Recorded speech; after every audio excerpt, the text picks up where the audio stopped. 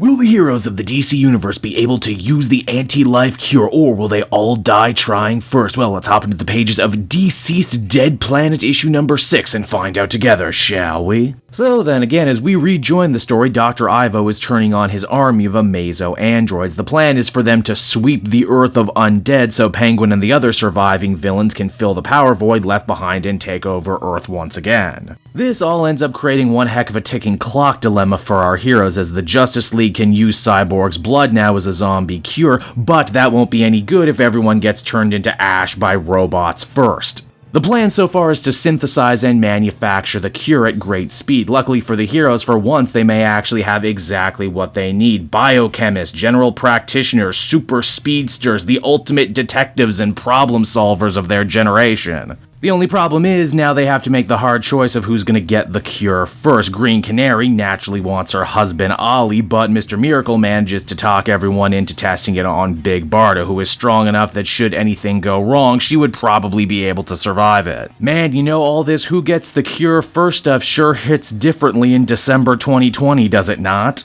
The team pops over to the planet where Big Barda has been kept sequestered, and after a quick fight, they manage to shoot her up with the new miracle goo. The cure is a success, and Barda quickly manages to return to her old self, which naturally means Scott is super stoked at the idea of not having to be a single parent anymore. Yeah, the good guys have a true working cure, and Kid Flash, who it just hits me now is the only remaining Speed Force user on Earth, is able to help them get the production line rolling out incredibly quick. Which I'm sure a lot of you out there are probably thinking now, okay, they got a cure that works, mission accomplished, right? End of the story. Too bad it's not just the killer robots they have to contend with anymore. Trigon is coming from hell to reap all the souls he's been denied, meaning that we now have a ticking clock within a ticking clock. It's clockception up in here. Constantine is working the paranormal problem in his own way until on-again, off-again love interest Zatanna ends up busting in on him, stockpiling some of the most powerful magic relics in the DC universe. And I mean, let's face it, this probably isn't the weirdest thing she's walked in on John doing, right? It's here too, all this commotion ends up attracting the attention of the Phantom Stranger, who comes to browbeat Constantine over the trail of dead gods he's been leaving in his wake. At first he's mad, but eventually John manages to con him into also becoming a co-conspirator in the next major part of his plan. Which, get this, involves jumping Dr. Fate to steal his power for the next part of the ritual. Naturally, Kent Nelson wouldn't give it up on his own, so it's just a lot easier to take it from him. Oh sure, it might cost Constantine his soul in the end, but it might also save the world, so, you know, worth it.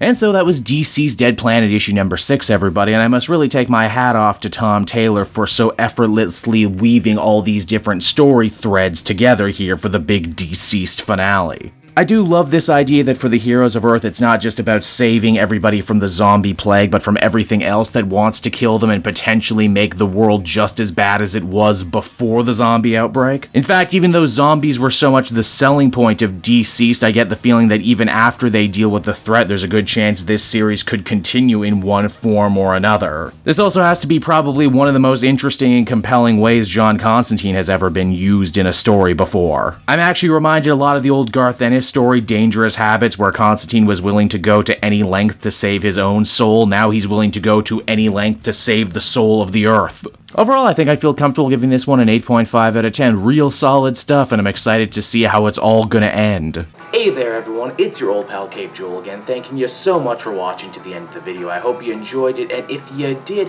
why not check out my Amazon link down in the description. Yes, that's right, the Cape Joel channel officially has its own Amazon storefront now. You can pick up a comic or anything else for that matter, and if you did, you'd really be helping me in the channel. So with that out of the way everyone, I will see you again next time. Bye-bye.